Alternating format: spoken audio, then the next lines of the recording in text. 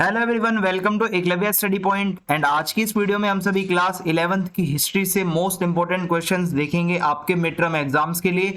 और ये one shot video है, यानी कि जितना भी आपका मिड टर्म एग्जाम्स में सिलेबस आ रहा है उन सभी चैप्टर्स के क्वेश्चन आंसर एक ही वीडियो में आपको मिलने वाले हैं विद पीडीएफ। तो चलिए वीडियो को स्टार्ट करते हैं। एंड आपसे रिक्वेस्ट है कि आप इंस्टाग्राम पे मुझे फॉलो कर लें। अगर आपकी कोई भी क्वेरी हो तो आप मुझे मैसेज कर सकते हैं। मेरा यूजर नेम आप सभी के सामने लिखा हुआ है। तो चलिए फिर आगे बढ़ते हैं। और आपको पीडीएफ नोट्स हमारे टेलीग्राम ग्रुप पे मिल जाते हैं। क्लास 11 ईएसपी हमारा टेलीग्राम ग्रुप है। और सबसे पहला क्वेश्चन है, what are the contribution of Mesopotamian civilisation to the world. Mesopotamian civilisation ने वर्ल्ड को क्या कंट्रीब्यूशन दिया है, क्या उनकी अचीवमेंट्स रही है, क्या उनकी लेगेसी है। तो अगर आप यहाँ पे देखेंगे तो एक तो उनकी राइटिंग की लेगेसी है। उन्होंने सबसे पहले लिखना स्टार्ट किया था, ठीक है, जो कि हमने इस चैप्टर में पढ़ा भी था। इसके अलावा टाइम रेकनिंग, ठीक है, टाइम से रिलेटेड इन्होंने बहुत सारी अचीवमेंट्स ली। जैसे इन्होंने कैलेंडर वगैरह को भी इन्होंने भाई ढूंढा। और जो हम ईयर को 12 मंथ में डिवाइड करते हैं वो इन्होंने किया था सबसे पहले। और एक महीने को आप 4 हफ्तों में डिवाइड करते हो, ये भी इन्होंने ही स्टार्ट किया था। और एक दिन को आप 24 आवर में डिवाइस जो है मतलब डिवाइड करते हो, वो भी इन्होंने किया। और एक घंटे को सॉरी यहाँ पे लिखा हुआ है एक घंटे को 60 मिनट्स में, ठीक है, एक आवर को 60 मिनट्स में डिवाइड भी इन्होंने ही किया था। ठीक है, तो ये तो टाइम से रिलेटेड हो गया। मैथमेटिक्स में भी इनका कंट्रीब्यूशन बहुत अच्छा रहा है, ठीक है, क्योंकि इन्होंने बहुत सारी ऐसी टैबलेट्स मिली हैं जिन मतलब जिनके ऊपर इन्होंने कुछ ना कुछ कहीं मल्टीप्लाई कर रखा है, कहीं डिवाइड कर रखा है, कहीं स्क्वायर रूट कर रखी है, कोई रूट के टेबल लिखे हुए हैं। यानी कि मैथ्स वगैरह में बहुत अच्छे थे। जो भी वो जो रिटर्न में टैबलेट्स मिली हैं हमें, ठीक है, हमने इस चैप्टर में पढ़ा था। टैबलेट क्या होता था, एक मिट्टी की होती थी, उसके ऊपर ये लोग लिखते थे। तो उस पर मैथमेटिक्स की काफ़ी सारी चीज़ें मिली हैं। इसके अलावा कंपाउंड इंटरेस्ट वगैरह के बारे में भी इनको अच्छी खासी नॉलेज थी, यानी कि मैथ्स इन्हें आती थी। अगला क्वेश्चन है, explain the development of writing in Mesopotamia on the basis of evidence. Mesopotamia में राइटिंग सिस्टम, तो देखो एक टैबलेट होती है, फ्लैट स्लैब होता है ये, ठीक है, ये मिट्टी का हो सकता है, पत्थर का हो सकता है। ये इंस्क्रिप्शन की तरह यूज होता था। इसको लिखने वाला एक स्क्राइब होता था और वो एक साइज की पहले मिट्टी बनाता था, तैयार करता था और उसको स्मूथ करता था। उसके बाद उसके ऊपर क्यूनिफॉर्म साइन बनाता था, यानी कि बिल्कुल तीखे तीखे से, आप अगर देखोगे शार्प ऐसे साइन बनाए जाते थे, इसको क्यूनिफॉर्म कहा जाता है। और इसके बाद इसको धूप में सुखाया जाता था, क्योंकि ये गीली मिट्टी पर लिखा जाता था पहले, फिर इसको धूप में सूखने के लिए रखा जाता था, फिर ये हार्ड हो जाती थी और ऐसे ही ये लिखते थे। राइटिंग के क्या यूज है, क्यों ये लोग लिखते थे?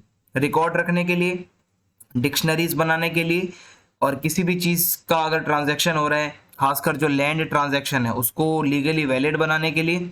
और इसके अलावा राजा महाराजा कुछ लिखवाना चाहते हैं वो लिखवा सकते थे। और अगर कोई लॉ वगैरह में चेंज आया है तो वो भी आप टैबलेट पे लिख के लोगों को दिखा सकते हो। और इंफॉर्मेशन स्टोर करने के लिए और मैसेज भेजने के लिए भी टैबलेट्स यूज होती थी। अगर दूर तक आपको कोई अपना मैसेज पहुंचाना है तो टैबलेट पर लिखकर ही वो जाता था। और इसके अलावा इनका अर्बन कल्चर था, ये राइटिंग सबसे पहले इन्होंने स्टार्ट करी थी, तो ये कहीं ना कहीं एक सुपियोरिटी का साइन है।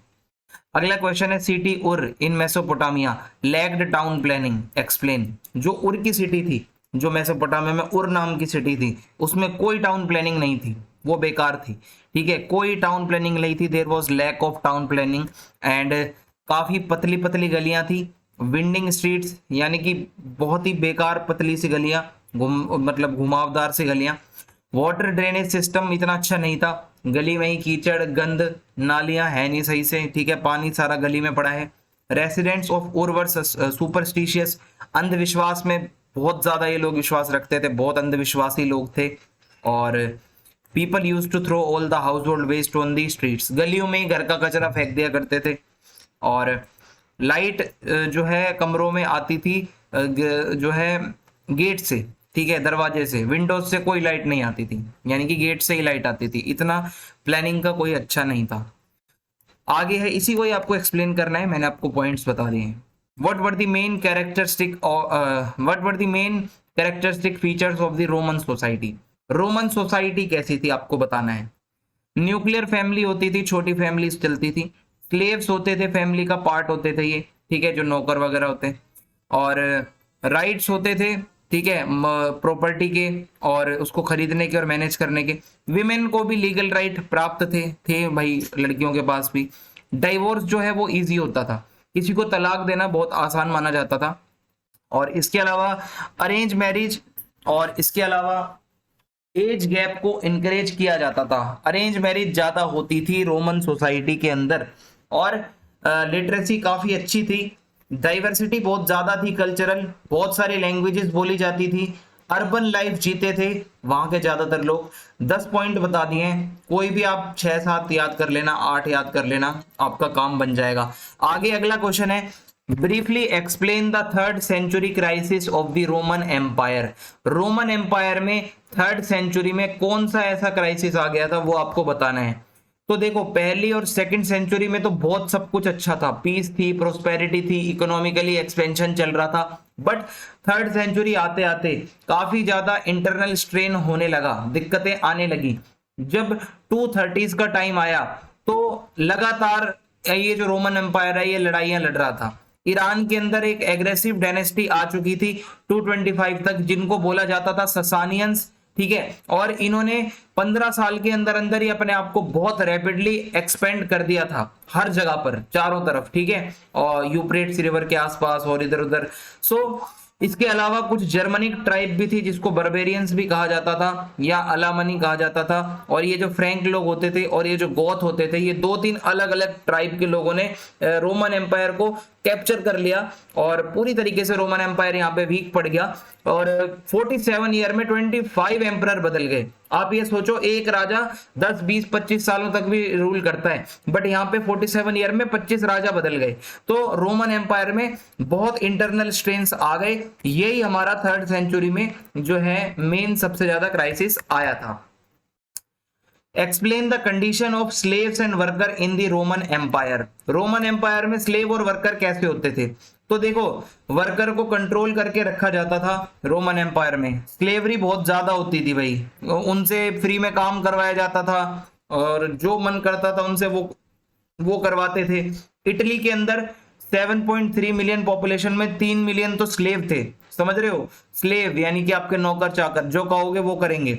स्लेव्स जो है वो इन्वेस्टमेंट होती थी, उनसे बहुत काम करवाया जाता था खरीद के। स्लेव्स को खरीदा बेचा जाता था भाई, इंसानों को लोग खरीदते थे। स्लेव्स के तरफ बहुत ही ब्रूटल एटीट्यूड था वहां के लोगों का, उनको बहुत ज्यादा मारा पीटा भी जाता था।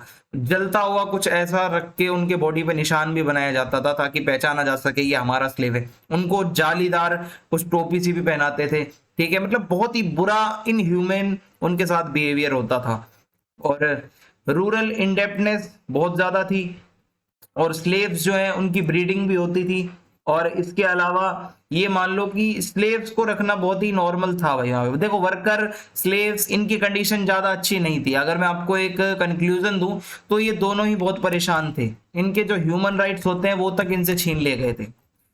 Explain the achievements of Genghis Khan's army and also state the reason of its success. जो चंगेज खान था या गेंगिस खान था, उसकी आर्मी की क्या अचीवमेंट रही और उसके पीछे का रीजन क्या था, ये आपको बताना है।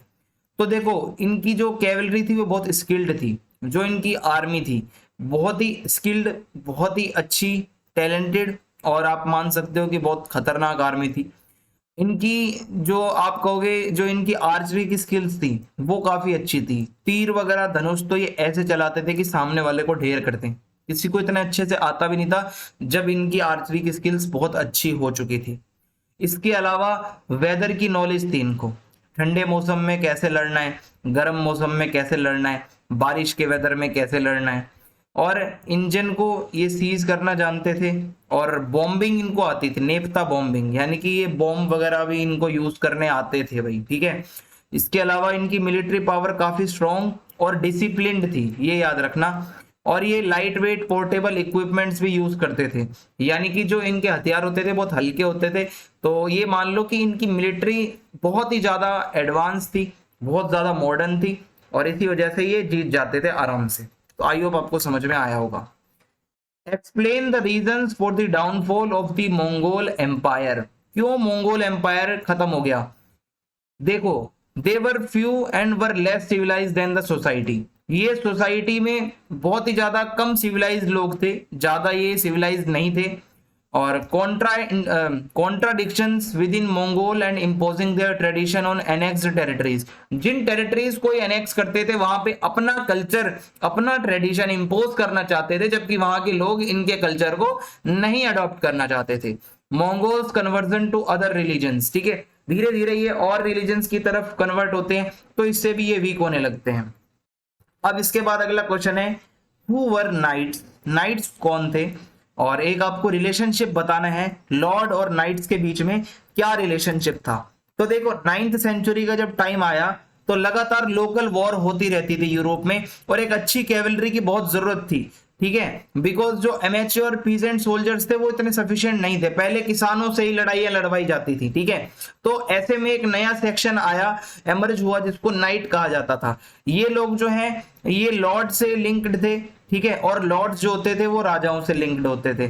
सो लॉर्ड जो होते थे वो नाइट्स को एक जमीन का टुकड़ा देते थे जिनको फीफ कहा जाता था, और प्रॉमिस करते थे कि ये जमीन का टुकड़ा तुम्हारा है, अब इस पे हम प्रोटेक्शन भी करेंगे तुम्हारी, और बदले में जो नाइट्स वाले लोग होते थे वो आर्मी में जाते थे, और फीफ जो होती थी वो इनहेरिटेड, यानी कि आप आगे उसको दे सकते हो अपने बच्चों को भी, और आप उसको एक्सटेंड कर सकते थे 1000 से लेके 2000 एकड़ तक या उससे भी ज्यादा तक।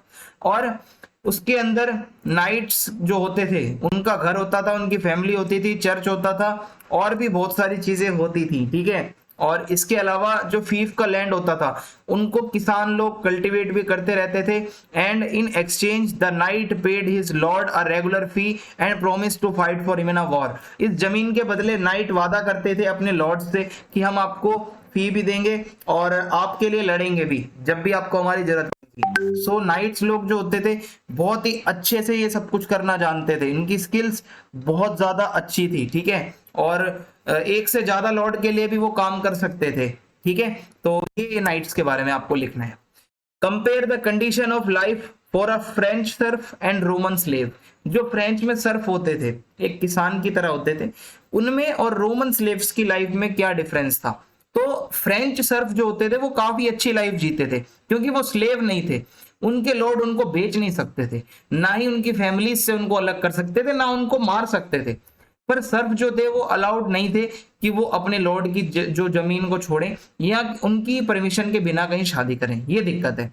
जबकि रोमन स्लेव को कोई राइट नहीं थे, ठीक है, और उनको अपने लॉर्ड या ऑनर पे ही निर्भर रहना पड़ता था। उनके ऑनर उनको बेच भी सकते थे, खरीद भी सकते थे, मार भी सकते थे, और एक तरीके से ये बॉन्डेड लेबर होते थे, काम करते रहते थे अपने लॉर्ड के लिए फील्ड में, माइंस में। इनकी लाइफ एक्सपेक्टेंसी काफी कम होती थी, आप कह सकते हो बहुत जल्दी कईयों को मार दिया जाता था।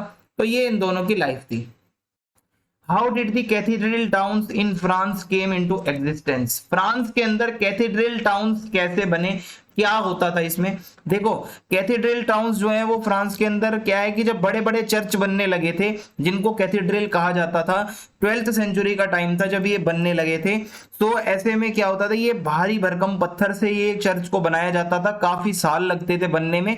जब ये कैथीड्रल चर्च बन गए तो इसके आसपास का एरिया पॉपुलेटेड हो गया, लोग आके रहने लगे, और जब ये कैथीड्रल का काम पूरा हो चुका था तो ये पिलग्रिमेज के सेंटर बन गए। भाई जो ईसाई लोग हैं वो आने लगे यहाँ पे, क्रिश्चियन लोग, और आसपास छोटे टाउन्स भी डेवलप हो गए, और इन्हीं को कैथीड्रल टाउन्स कहा गया। कैथीड्रल चर्च होते थे, उनके आसपास के टाउन्स को कैथीड्रल टाउन कहा जाता था। एंड ये वर्शिप के अलावा पावर और इन्फ्लुएंस का भी सिंबल बने, क्योंकि चर्च बहुत पावरफुल होता था भाई उस टाइम पे यूरोप के अंदर, ठीक है। तो ये आप इसमें बताओगे। Explain division in the French society. French society के अंदर डिवीजन कैसा था। तो देखो सबसे पहले क्लर्की, सबसे पहला जो डिवीजन में आता है वो है ये क्या है कि एक मतलब क्रिश्चियन सोसाइटी को गाइड करते थे ये लोग, और ये मतलब भाषण वगैरह या आप कह सकते हो उपदेश दिया करते थे चर्च में। और मॉन्क फॉलोड सेट रूल्स, ठीक है, और जो भी रूल्स वगैरह होते थे उनको ये मानते थे। रिलीजियस कम्युनिटी में ये लोग रहते थे, और नॉर्मल जनता से थोड़ा दूर रहते थे मोनेस्ट्री वगैरह में। आप इनको समझ लो जैसे हमारे इंडिया में ब्राह्मण पंडित वगैरह होते हैं वो। नोबिलिटी, ये क्या है कि प्रॉपर्टी पे कंट्रोल रखते थे, आर्मी वगैरह को यही संभालते थे, जस्टिस वगैरह का काम भी यही करते थे, और इसके अलावा जो नाइट्स वगैरह के साथ भी यही कांटेक्ट रखते थे। आप इनको लॉर्ड समझ लो, ठीक है, जो अमीर लोग होते थे। पीजेंट दो तरीके के थे, फ्री और अनफ्री। फ्री लोग वो थे जो कहीं भी काम कर सकते थे, ठीक है, अपनी जगह पर भी कहीं भी। अनफ्री वो लोग थे जो सिर्फ और सिर्फ लॉर्ड की ही जमीन पर काम करते थे। तो यही आपको बताना है, ये फ्रेंच सोसाइटी इस तरीके से डिवाइड थी। तो मैंने आपको कुछ इंपॉर्टेंट क्वेश्चंस करवा दिए। अगर आपको अच्छा लगा तो आप चैनल को सब्सक्राइब करें, वीडियो को शेयर करें और ज्यादा से ज्यादा लाइक करें। जय हिंद, जय भारत।